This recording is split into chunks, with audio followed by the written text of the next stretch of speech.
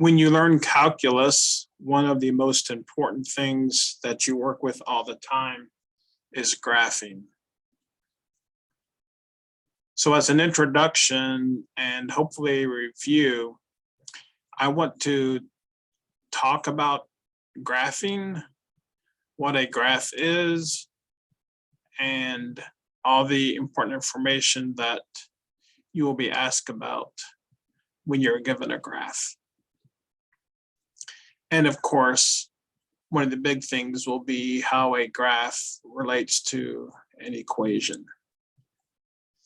And that's where we're going to start. Now, this is something you may already understand or know, but just in case, I found a lot of students don't quite grasp this concept as well as they need to. And this will help a lot as we work through all the calculus principles. So here I've written down a few comments that I'm just going to read, and then we'll start actually doing some sort of examples. So this is going to be about graphing on an XY coordinate plane, right? I think you're all familiar with the old XY axis. So we'll see that in a few minutes.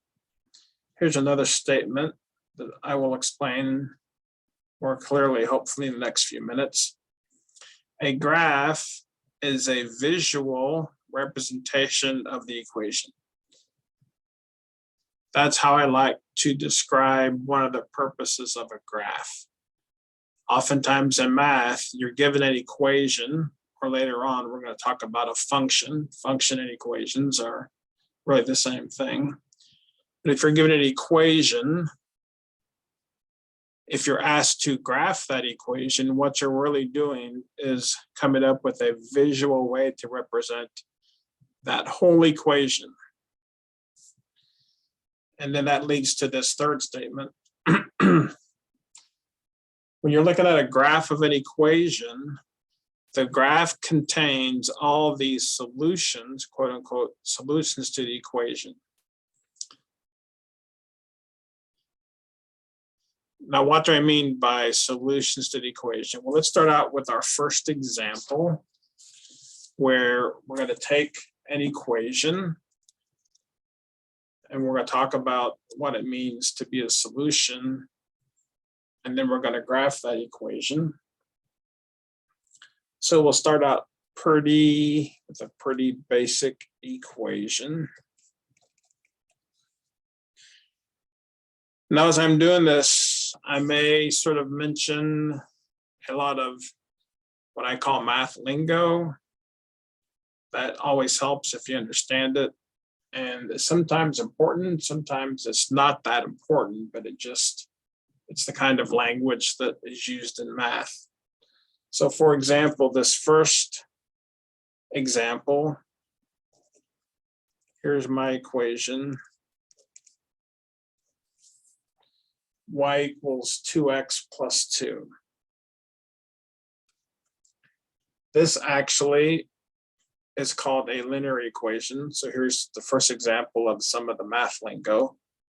A linear equation is when the x and the y, neither of them have an exponent. And when we eventually graph this, the graph of this equation is a straight line. So that's the kind of thing, as you're working in math, you need to start to understand. You need to be able to look at an equation like this and right away think to yourself, this is a linear equation. Now, the first way back could have been in upper grade school or maybe middle school when you first begin to learn how to graph an equation with x and y. We made a data table, and I'm going to do that again. It's interesting in math, as you learn more and more math, you're going to learn all different kinds of ways when you're given an equation to come up with the graph. As a matter of fact, in a linear equation, if I was going to graph this equation, I could use the slope-intercept principles to fairly quickly graph this equation. If you have other kinds of equations, you learn little methods or shortcuts to create the graphs. But it's interesting how the one method you can always fall back on if you don't know any of the sort of shortcuts or the tricky ways to come up with a graph. You can always go ahead and create a data table. And sometimes that's your only option. If you want to see what a graph looks like from an equation, sometimes the only choice is to create a data table. So typically how the data table works is I'm going to choose a value for X. So I'll choose 0. So that means I'm going to plug in 0 for X into my equation and then see what Y equals. And I plug in 0 for X, Y is 2. Since this is a equation with X and Y, it's almost like, maybe I'll even write it here. It's almost like I think of 0, 2 as my solution. Hopefully I'll remember when we have what we call an ordered pair, it's like the X is the first number and the Y is the second number, and these are in parentheses. This is called an ordered pair. In a sense, what this really is these two numbers are the solution to this equation. And by that, I mean, if I plug in 0 for X and 2 for Y, this equation is what we call consistent, right? In other words, if I'm given this equation and I want to see if 0, 2 is a solution, I'd plug in 0 for X, 2 for Y, and I say, is this true? Well, 2 times 0 is 0, so you have 2 equals 2. So you say, yes, this is in fact a solution. Someone could say, is 1, 4 a solution? Well, the way you check is you plug in 1 for X and you plug in 4 for Y, and you see if this equation works. That's the word I like to say.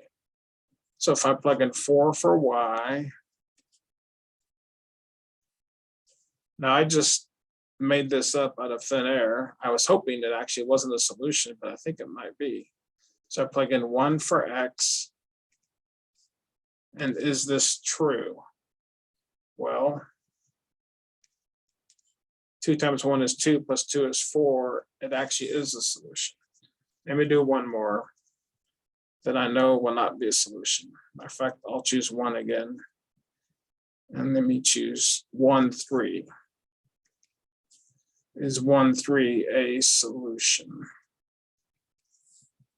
So once again, I plug in 1 for X and 3 for Y, and I see what happens. You have 3 equals 2 times 1 plus 2. 2 times 1 is 2 plus 2 is 4. Does 3 equal 4? No. So therefore, 1, 3 is not a solution.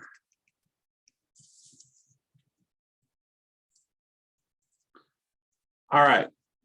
So that's a quick little explanation of when we talk about a solution. So what we're doing when we create a data table is we're going to come up with some solutions for our equation. So normally, let me just choose 3. Let's find 3 or 4 what I call solutions. Let's see what happens. If I said X equal to 1, I plug in 1 in here. We can pretty much do this in our heads, right? 1 times 2 is 2 plus 2 is 4. So 1, 4 would be a solution. Of course, I can also put a negative number for X. If I plug in -1 for X, -1 times 2 is -2. -2 plus 2 is 0. So there's another solution. If I wanted just to sort of, normally you don't write these, but just as a way of making sure it's understood what we're doing, let's just choose, choose two more values of x. How about we'll do 2 and -2. I'll plug in 2 for x. 2 times 2 is 4 plus 2 is 6. So 2, 6 is a solution, or sometimes we'll say it's a point on this equation. I plug in -2 for x. -2 times 2 is -4 plus 2 is -2.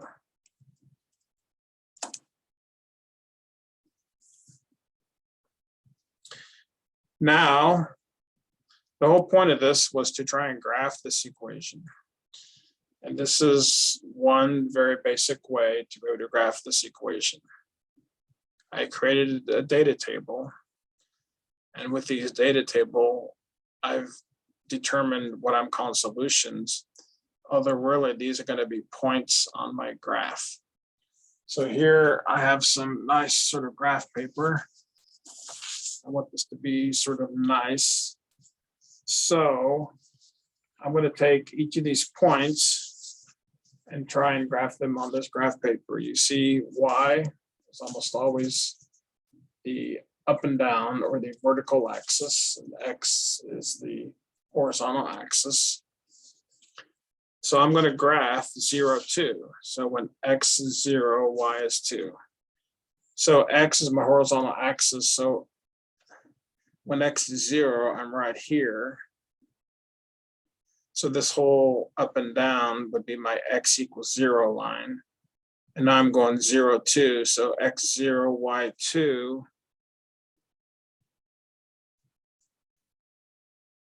Now, normally on a graph, you would not do this, but just as we're starting out, that point is 0, 2. The next one is 1, 4, x 1, y 4. Hopefully you guys remember how to graph. It's sort of like, I don't know if you guys, when you're a kid, you ever played Battleship. I played Battleship when I was a kid. I don't know, maybe nowadays kids don't play Battleship anymore. So there's 1, 4, x is 1, y is 4. -1, 0. So x is -1, y 0 is right here on the x-axis. So that point is -1, 0. Couple more. 2, 6. X is 2, y is 6.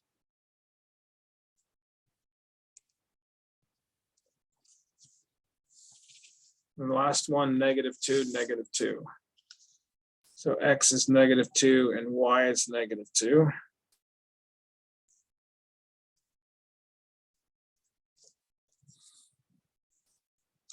Now, I said this was a linear equation.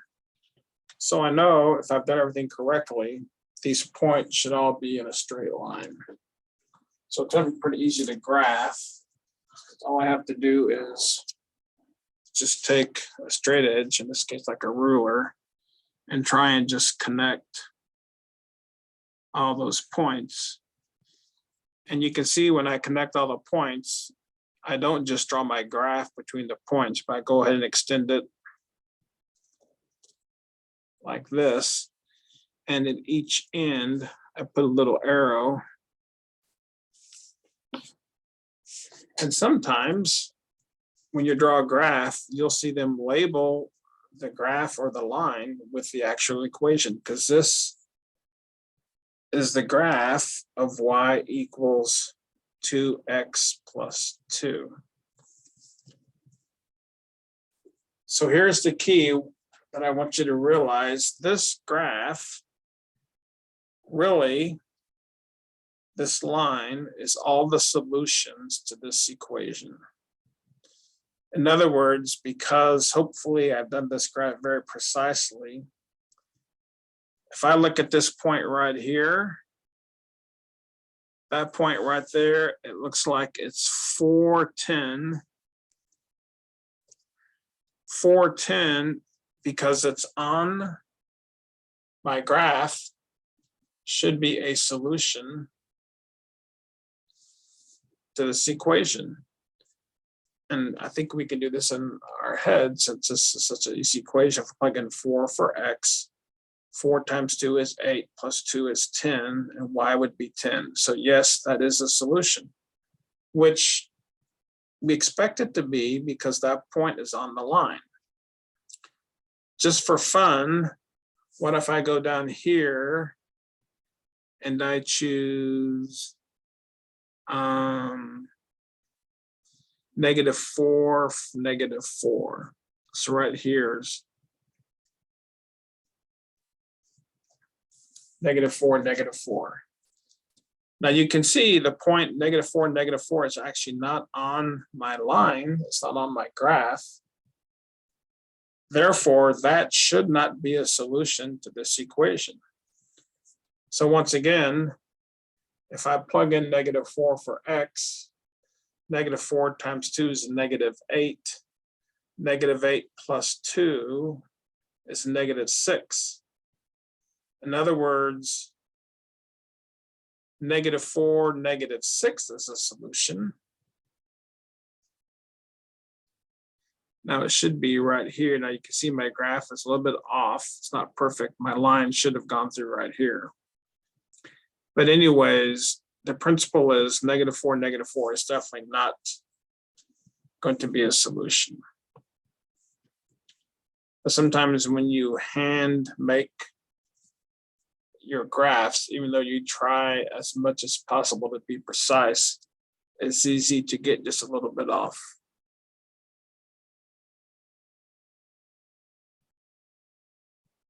So -4, -6, the graph should go through right here. It's a little off, but I think you understand the principle. This was pretty straightforward. Let's do another example. So example 1 was this equation. Just to get some practice, let's do a second example. And in this case, I'm not going to create the graph. I've actually created the graph with an online program, so the graph is more precise because, well, you'll see why I did that. Y equals x squared plus 2. And just so you know, we call this a linear equation. If your equation has y and then an x squared, we call this a quadratic equation. And when you graph a quadratic equation, you're going to get what we call a parabola. So once again, that's some math lingo that is not absolutely necessary all the time to know the math lingo, but it can sure help when people talk about, oh, here's the quadratic equation, therefore when I go look at my graph, it should be a parabola. And we'll look at the graph in a minute and you'll see what a parabola is. Once again, there can be some shortcut ways to graph a parabola, but instead what I'm going to do, just because it's an old standby, I will go ahead and just create a data table and see what we get here. So once again, if I start with x is 0, when x is 0, y is going to be 2. So in a minute, I'm going to graph 0, 2. How about when x is 1, y would be 3. When x is 2, 2 squared is 4. 4 plus 2 is 6. Now let's do a couple of negative numbers. How about -1? -1 squared is 1. 1 plus 2 is 3. And then if I look at, plug in -2 for x, -2 squared is 4. 4 plus 2 is 6. Now I could go myself and graph these 5 points, 0, 2, 1, 3, 2, 6, negative 1, 3, negative 2, 6. And it would be okay, but because I wanted it to be precise, I went ahead and used an online program. So hopefully, here's the graph of that. So we can take a quick look and confirm things. So I should have the point 0, 2. So once again, of course, this is always my x-axis and this is my y-axis. Now, when you're looking at graphs, you have to sort of pay attention to the markings. In other words, from here to here is 10, and there are 5 spaces. That means each mark here is a value of 2, right? 2, 4, 6, 8, 10. So you see the y-axis is what I would say has larger numbers. If you look at the x-axis, from here to here is 2. And you also notice it's only 4 sort of demarcations, 4 marks between 0 and 2. So half of 2 is 1, so 1 is right here. Matter of fact, I can just put it in here. 1 is here, 2 is here. 2, just to make it clear on this graph, right? So I'm saying for this graph, 0, 2 should be a point. So 0, 2 is right here. And then my next point was 1, 3. So 1, 3, right? Because this is 2 and 4. So halfway in between is 3. So it looks good.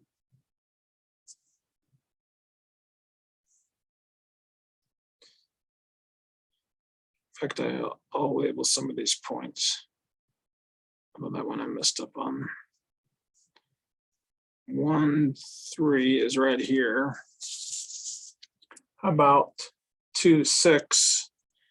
X is 2, Y should be 6. When X is 2, I go up here. Yep. That point there is 2, 6. The next one is negative 1, 3. So when X is negative 1, see, I almost did it. This is not negative 1. Negative 1 is here because this whole distance is negative 2. And it's 4 steps. So half the steps is negative 1. So negative 1 is right here. And it says negative 1, 3. And that is 3 right there because it's halfway between 2 and 4.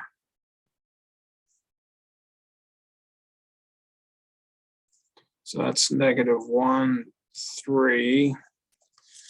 And the last point for my data table is negative 2, 6.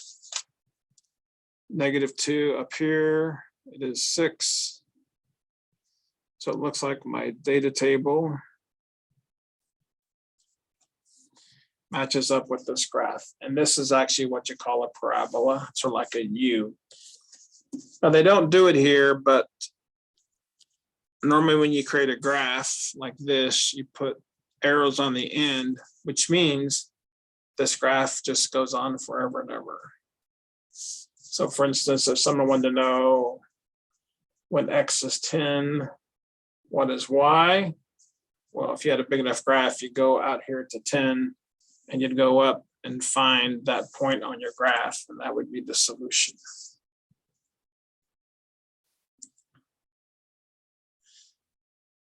All right, just to beat a dead horse, I'm going to do one more example.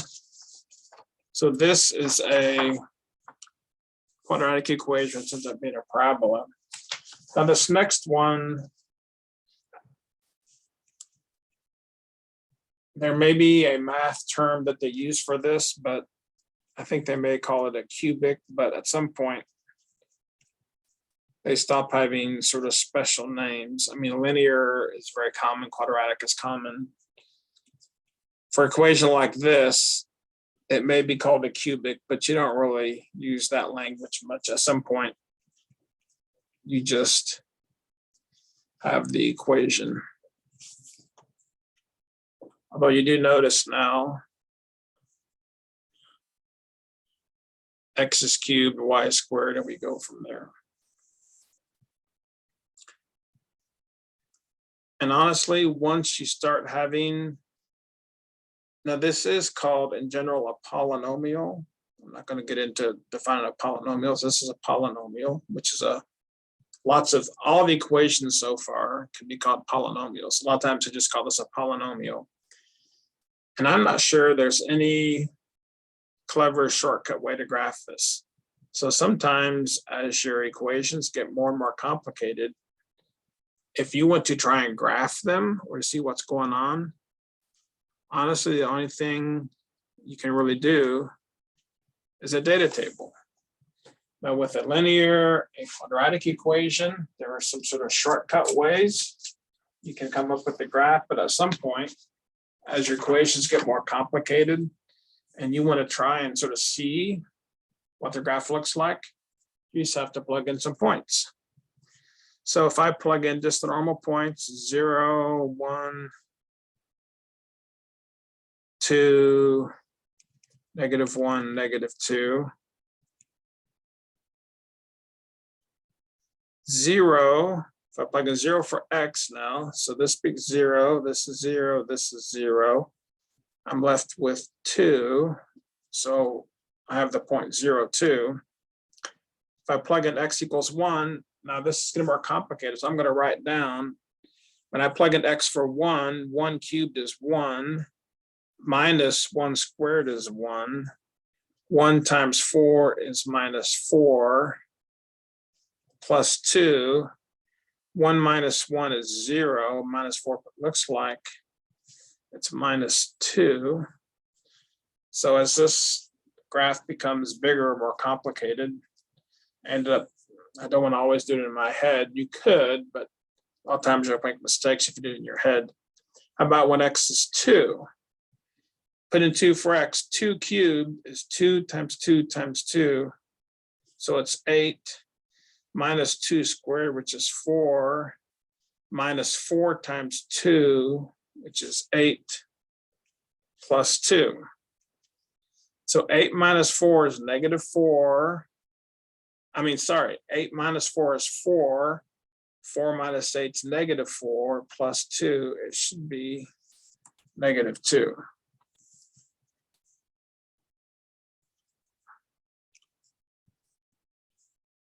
Hope I'm not making mistakes. I haven't done this in advance. I'm doing this real time. So, all right, -1, -1 cubed, -1 times -1 times -1 is actually -1. Minus -1 squared is 1. Minus 4 times -1. Let's put the minus here. What's 4 times -1? That's -4. And we'll figure this out in a minute. Plus 2. -1 minus 1 is -2. What happens when you subtract a negative? It's the same thing as adding. So you have -2 here, -2 plus 4 is 2. 2 plus 2 is 4. So -1 should be 4. And now the last one, -2. -2 cubed is -8. Minus -2 squared is 4. Minus 4 times -2 is -8.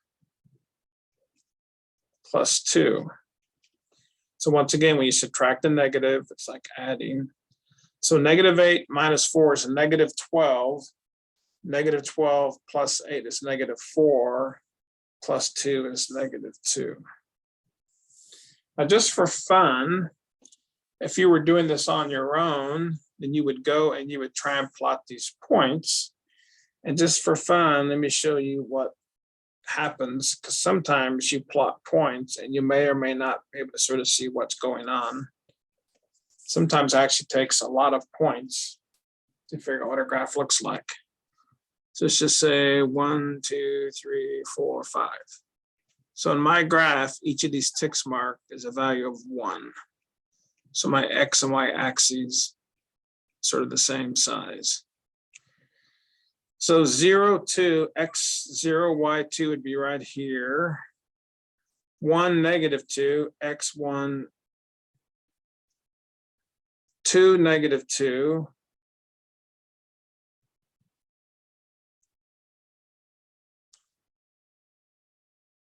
I'm just looking. Yep. And actually, this is a pretty good example because as I'm doing this, it's really going to be hard to see what this graph looks like. -1, 4, -1, 4.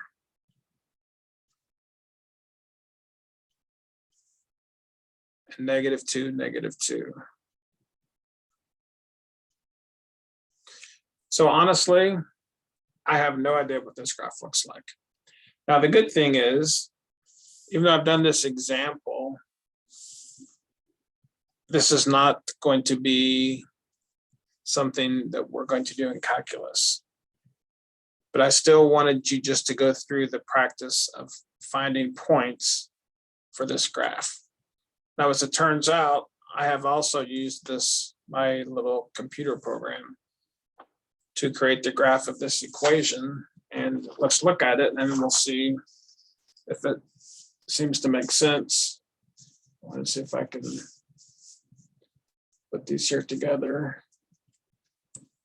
So I said 0, 2 is a point. Now, once again, up and down, I'm going from 0 to 10. So each of these marks is 2 going up and down, but side to side,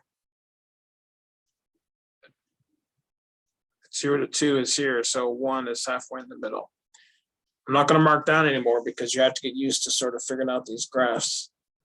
So 0, 2, x0, y2 is right here. 1, -2. So 1 is here. -2 is actually right here. So far, both of my points are on my graph. 2, -2, 2, -2 is right here.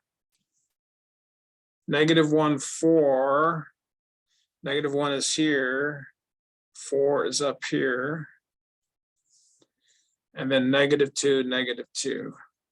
-2, -2 is right here.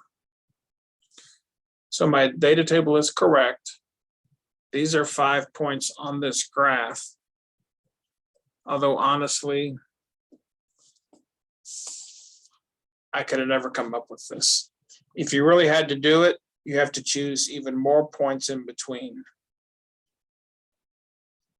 So what this actually is looks like this, but I could have never figured that out from there. All right, so let me stop now. And I'm going to pick up with switching from an equation. The equation it's made up of variables x and y. And now we're going to look at something that's very important.